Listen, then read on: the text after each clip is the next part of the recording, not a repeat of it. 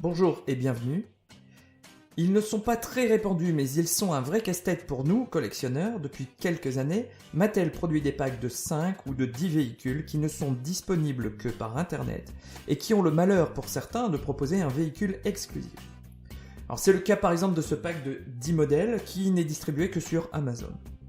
Vous pouvez trouver celui-ci au prix de 59,99 €, autant dire 60 €, sachant qu'il y a de très grandes chances pour que vous possédiez déjà tous les autres modèles. Je vous mets tout de même le lien de la fiche produit Amazon dans le descriptif de cette vidéo. Et sachez que vous pouvez aussi retrouver ce pack sur des sites de revente comme eBay. Alors c'est le cas pour moi, j'ai eu la chance de trouver un magasin qui revendait ce pack moins cher sur eBay, tout simplement parce qu'il était endommagé comme vous pouvez le voir ici. Il existe plusieurs packs de 5 et de 10 pour la série Cars 3, et ce sont des cartons neutres, très simples, et c'est aussi une difficulté pour la base de données parce qu'ils sont identiques alors qu'ils renferment des véhicules différents mais qu'on ne peut pas voir. Si vous regardez, même au dos du pack, on n'a aucune information sur le contenu.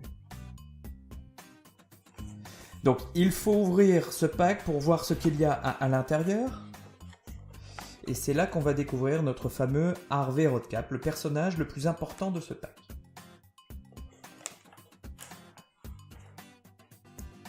Son numéro est le 15, alors que l'écurie Easy Idle avait le numéro 51 dans le premier film. Alors vous avez peut-être déjà deviné pourquoi l'écurie Easy Idle n'a plus le numéro 51 dans Cars 3. C'est tout simplement parce qu'à la fin du film, Cruz Ramirez reçoit en hommage le numéro 51, qui était le numéro d'Hudson Hornet. Et donc ça veut dire que le numéro 51 était réservé dans le film. Et donc Pixar et Mattel ont inversé les chiffres pour l'écurie Easy Idle, tout comme ils l'ont fait avec le numéro 84, qui est le numéro réservé pour l'Apple Car, et l'écurie Revolting, le numéro est devenu 48. Alors, Harvey Roadcap, vous voyez, il est plus détaillé qu'on pourrait l'imaginer. Alors notamment si vous regardez bien le côté. Alors ce n'est simplement pas des stickers blancs, il y a vraiment une texture fine sous la forme d'un motif géométrique qui se répète et qui fait très tendance next-gen. On peut aussi voir que la carrosserie est gris métallisé, alors que les images de film nous donnent plus l'impression que Harvey Roadcap a une carrosserie noire. Alors je pense que Mattel s'est basé sur les modèles 3D que Pixar leur a donnés. Peut-être que Harvey Roadcap a effectivement une carrosserie gris métallisé, mais avec les reflets, ça donne plus l'impression qu'il est noir dans le film. Et puis autre remarque sur ce racer next-gen, qui est valable pour tous les autres racers next-gen, à l'arrière du véhicule, vous avez des bandes jaunes. Il est de règle dans la NASCAR que les rookies soient marqués de bandes jaunes à l'arrière du véhicule. C'est le cas donc pour tous les racers next-gen de Cars 3 puisque ce sont des rookies et qu'ils doivent donc tous posséder ces bandes jaunes à l'arrière. C'était même le cas aussi, si vous regardez bien, de Flash McQueen dans le premier film Cars. C'était un rookie et à l'arrière, il a une bande jaune. Ça n'est pas une décoration liée à son sponsor Rust-eze, c'est bien pour marquer que c'est un rookie. Et d'ailleurs, cette bande jaune, il ne l'aura plus par la suite. Et enfin, si vous regardez à la fin du film Cars 3, Jackson Storm, qui possédait ses bandes jaunes lorsqu'il était rookie avant de gagner la Piston Cup, eh bien, ne possède plus ses bandes jaunes lors de la dernière course du film, qui est en réalité la première d'une nouvelle saison. Alors je passe vite fait sur les autres modèles du pack. Vous avez Sally qui est édité exactement de la même manière que depuis le premier film, à ceci près que désormais elle a un pare-brise plat. Vous avez également deux véhicules du Demolition Derby APB et Sig Alert qui sont exactement les mêmes versions qu'en single.